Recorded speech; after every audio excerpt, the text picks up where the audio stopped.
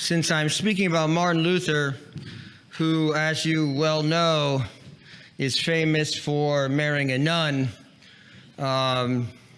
he himself said that he was married to 3 women at the same time before he married the nun, Katie von Bora. So I have the task of speaking to you about Martin Luther and the changed perception that people seem to have about Martin Luther. We have 2 events that attract our attention. One, both of them took place or are taking place this month, this very month. On October 13th, of course, Francis in St. Peter's in the Vatican met with 1,000 Lutherans to commemorate Martin Luther, his life and his activities. Then, of course, October 31st, you have Francis going to Sweden, Lund, Sweden, to take part in an official opening of the celebration of the 500-year anniversary of the Protestant Reformation. So we're moved to ultimate things. And we look back, again, just to this year. We see Francis giving an interview to a reporter in June of 2016, in which he said the following: "I think the intentions of Martin Luther were not mistaken. He was a reformer. Perhaps some methods were not correct. But in that time, the church was not a model to imitate. There was corruption in the church. There was worldliness, attachment to money, to power, and this he protested. Then he was intelligent and took some steps forward." Listen. "And because he did this, today, Lutherans and Catholics, Protestants, all of us agree on the doctrine of justification. On this point, which is very important, he did not err. He made a medicine for the church." And now we forward ahead, the day of the miracle at Fatima. There was no commemoration in the Vatican of that miracle. However, there was a commemoration of Martin Luther. And at this commemoration, a statue of Martin Luther presided over the meeting. Francis was presented at this meeting with a huge leather-bound edition of Luther's 95 Theses. It is huge, this big. On October 13th, he also, at this meeting, ecumenical meeting, they wore scarves. The gold scarf, the yellow scarf, was meant to symbolize the papacy, and the blue scarf was meant to symbolize Lutheranism. Well, guess which scarf Francis wore? Both together, both wrapped together. Guess what scarves the Lutherans wore? The blue ones. And at this meeting, Francis offered what I think, you can judge for yourself, is an informal canonization of Martin Luther. Tell me if I'm wrong. I'll read the statement. He said, speaking about Luther, as if they're part of one church, the church's greatest reformers are the saints. In other words, the men and women who follow the word of the Lord and practice it. This is the path we need to take. This is what reforms the church, and they are the great reformers. They may not be theologians. They may not have studied. They may be humble, but these people's soul is steeped in the gospel. It is full of it. And they are the ones who successfully reform the church. Both in the Lutheran and Catholic churches, there are saints, men and women with a holy heart who follow the gospel. They are the church's reformers. At a ceremony commemorating Martin Luther, so everything seems to be fine and dandy. We seem to agree, and I'm going to read you a little bit of an official document saying that we now officially agree with the Lutherans. But something got my goad a couple days ago when I read in the paper, when I'm doing this reading about Martin Luther, and it was just reported, it just happened last week. In Estonia, which you know, is in a Baltic country, right near Russia, Latvia, Lithuania, they're officially commemorating the Reformation, because it was a Lutheran country. And to commemorate the 500th anniversary of the Lutheran Reformation, they have a museum. They opened a museum. And actually, the president of Estonia himself opened the museum. And at this museum, there's a display. It's a glass case. It's for everyone. Everyone can go. It's in, to see it. It's a glass case in which there's a hologram. Is that the right word, hologram, where there's the image appears? But there's nothing really there. It's just the image appears. There's a hologram of a statue of Our Lady of Grace. With her, you know, this statue with her arms extended in this beautiful fashion. And the hologram appears of Our Lady there, arms extended. And in front of, at the base of that glass case, there is a pedal. And the display invites the person, and you can go there and you kick the pedal.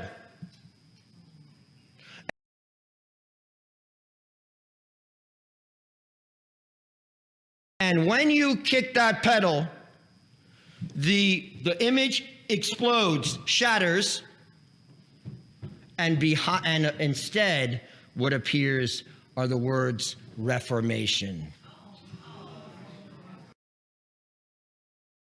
Some know better. Some know better. Some know better.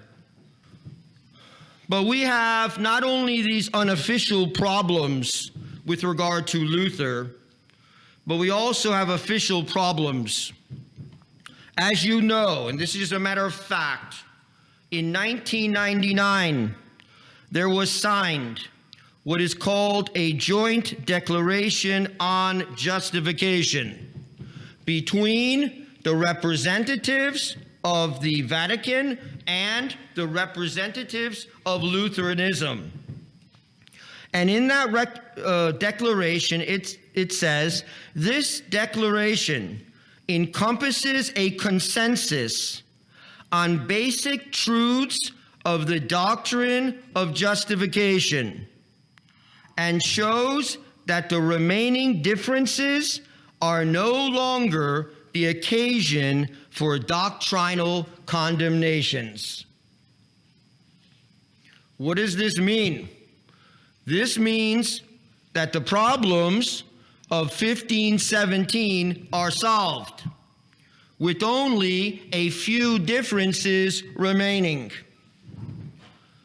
The declaration says this consensus is made possible because both churches have changed.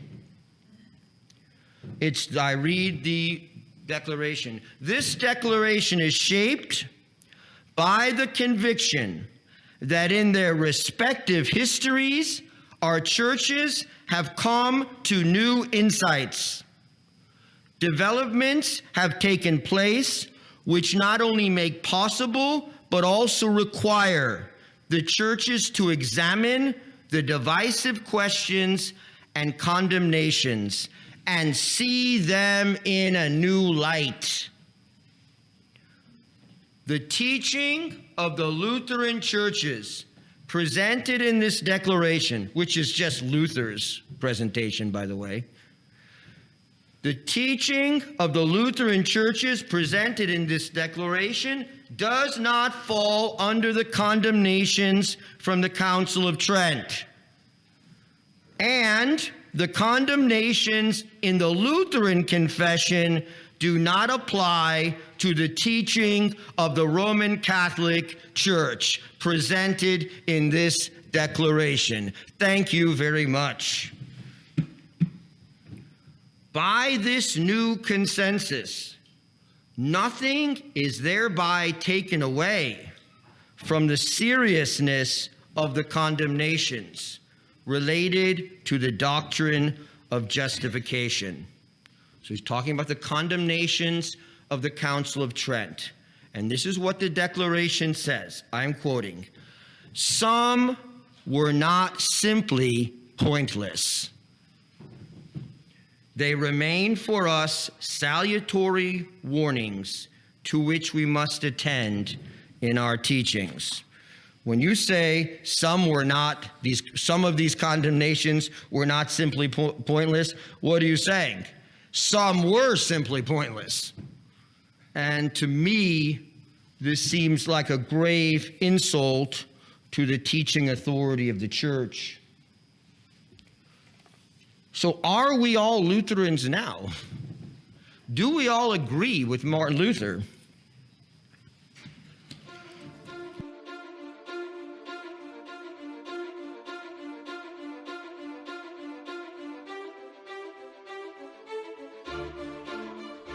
Ahora conviene repasar las palabras exactas con las que se refiere el catecismo de San Pío X al protestantismo, herejía fundada por Martín Lutero y dividida en innumerables sectas.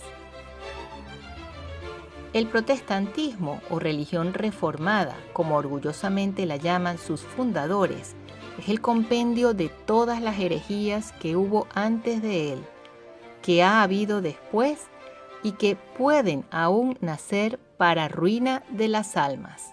Con una lucha que dura sin tregua hace 20 siglos, no ha cesado la Iglesia Católica de defender el depósito sagrado de la verdad que Dios le ha encomendado y de amparar a los fieles contra la ponzoña de las heréticas doctrinas. A imitación de los apóstoles, siempre que lo ha exigido la pública necesidad, la Iglesia ha definido con toda claridad la verdad católica, la ha propuesto como dogma de fe a sus hijos y ha arrojado de su seno a los herejes, lanzando contra ellos la excomunión y condenando sus errores. El concilio que condenó el protestantismo fue el Sacrosanto Concilio de Trento, denominado así por la ciudad donde se celebró.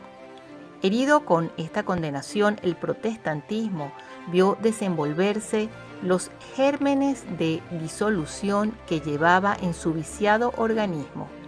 Las discusiones lo desgarraron, multiplicáronse las sectas que, dividiéndose y subdividiéndose, lo redujeron a menudos fragmentos. Al presente, el nombre de protestantismo no significa ya una creencia uniforme y extendida, sino que encierra un amontonamiento, el más monstruoso, de errores privados e individuales. Recoge todas las herejías y representa todas las formas de rebelión contra la Santa Iglesia Católica. Declaró que las fuentes de la revelación son las Escrituras y la tradición de la Iglesia. De esta manera, la Iglesia contestaba la doctrina de Lutero, que todo lo cifraba en la sola Escritura. Fijó los libros de la Biblia o canon. Son 73 libros, 46 del Antiguo Testamento y 27 del Nuevo Testamento. Los protestantes aceptan 39 libros del Antiguo Testamento y 27 del Nuevo Testamento. En total, 66 libros, 7 menos que los católicos. Los protestantes no aceptan Tobías, Judith, Sabiduría, Eclesiástico, Baruch, 1 y 2 de Macabeos. Explicó la doctrina del pecado original, la gracia y los sacramentos, que en pocas palabras se resume así. El hombre nace herido con el pecado original, pero no corrompido. Dicho pecado se borra totalmente con el bautismo, aunque queda la concupiscencia o la tendencia o inclinación al pecado. El bautismo nos santifica y el hombre, con la gracia del bautismo y de los sacramentos, puede hacer obras buenas y meritorias a los ojos de Dios. Así daba contestación al protestantismo, que decía que el hombre estaba totalmente corrompido y era incapaz de hacer el bien, aunque haya recibido el bautismo. Reafirmó la existencia de los 7 sacramentos. Afirmó que la fe en Jesucristo salva, pero que las obras buenas son necesarias. Los protestantes afirman que solo la fe salva, pues todas las obras hechas por el hombre son obras empecatadas y no agradables a Dios. Volvió a enseñar conforme a la tradición el valor de las indulgencias, el culto a los santos, el celibato, la vida religiosa, la existencia del purgatorio. Para ganar las indulgencias se necesita, además de la obra de caridad a la que está ligada, tener un corazón contrito que rechaza el pecado. Ese espíritu penitencial se debe manifestar confesándose, recibiendo la comunión y rezando por las intenciones del Papa. Publicó el Catecismo Romano, destinado a los párrocos, para ayudarles en su labor y en la enseñanza del catecismo a los niños. Para Lutero, la conciencia no era la voz de la gracia, sino la del demonio. Por eso le escribió a un amigo que el hombre vejado por el demonio de cuando en cuando debe beber con más abundancia, jugar, divertirse y aún cometer algún pecado por odio y para molestar al demonio, para no darle pie a que perturbe la conciencia con niñerías. Todo el decálogo, o sea, la ley de Dios, se debe borrar de nuestros ojos y nuestra alma, de nosotros, tan perseguidos y molestados por el diablo. Tal vez la incitación más grande al pecado fue una carta que le envió a un tal Melanchthon el año 1521, que decía, sé pecador y peca de veras. Pero con aún mayor firmeza, cree y alégrate en Cristo, vencedor del pecado, de la muerte y del mundo. Durante la vida presente debemos pecar. Basta que por la misericordia de Dios conozcamos al Cordero que quita los pecados del mundo. De Él no nos ha de separar el pecado, aunque cometamos 1000 homicidios y 1000 adulterios por día. Esta doctrina es tan descabellada que el propio Lutero a duras penas conseguía creer en ella. No hay ninguna religión en toda la tierra que enseñe esta doctrina de la justificación. Yo mismo, decía él, aunque la enseño públicamente, creo en ella con gran dificultad. Pero el mismo Lutero reconocía los efectos de su predicación confesadamente insincera. Decía, el Evangelio encuentra hoy en día adherentes que se persuaden de que esta no es sino una doctrina que sirve para llenar el vientre y dar rienda suelta a todos los caprichos. Y acerca de sus secuaces evangélicos, Lutero agregaba que son 7 veces peores que antes. Después de la predicación de nuestra doctrina, él decía, los hombres se entregaron al robo, a la mentira, a la impostura, a la crápula, a la embriaguez y a toda especie de vicios. Expulsamos un demonio, el papado, y vinieron 7 peores.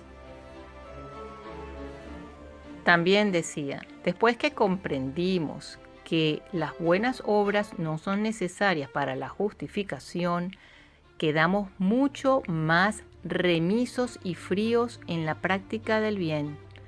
Y si hoy se pudiese volver a la antigua situación, si de nuevo reviviese la doctrina que afirma la necesidad del recto proceder para ser santo, otro sería nuestro entusiasmo y disposición en el ejercicio del bien. Todos estos desvaríos explican que Lutero haya llegado al frenesí del orgullo satánico, diciendo de sí mismo, ¿no os parece este Lutero un hombre extravagante? Para mí lo tengo como Dios. Si no, ¿cómo podría tener sus escritos y su nombre la potencia de transformar mendigos en señores, asnos en doctores, falsificadores en santos, lodo en perlas? Otras veces la opinión que Lutero tenía de sí mismo era mucho más objetiva. Decía, soy un hombre expuesto y comprometido en la sociedad, en la crápula, en los impulsos carnales, en la negligencia y otras molestias, a las que se vienen a juntar las de mi propio oficio. Excomulgado en Worms en el 1521, Lutero se entregó al ocio y a la indolencia, y el 13 de julio escribió a Melanchthon, otro prócer protestante, yo aquí me hallo insensato y endurecido, establecido en el ocio, oh dolor, rezando poco y dejando de gemir por la iglesia de Dios, porque mi carne indómita arde en grandes llamas. En suma, yo, que debo tener fervor de espíritu, tengo el fervor de la carne, de la lascivia, de la pereza, del ocio y de la somnolencia. Estas revelaciones de Martín Lutero las pueden encontrar en el texto de Don Plinio, escrito en Sao Paulo en el 1984. Este Plinio Correa es un gran pensador tradicionalista católico que ha analizado muchísimo la figura de Martín Lutero. Esto que les he dicho, queridos amigos, es un extracto de un artículo del señor Javier Navas Juez que escribe para Adelante la Fe. Bueno, muchas gracias por haberme escuchado y, como siempre, mantengan la verdadera fe.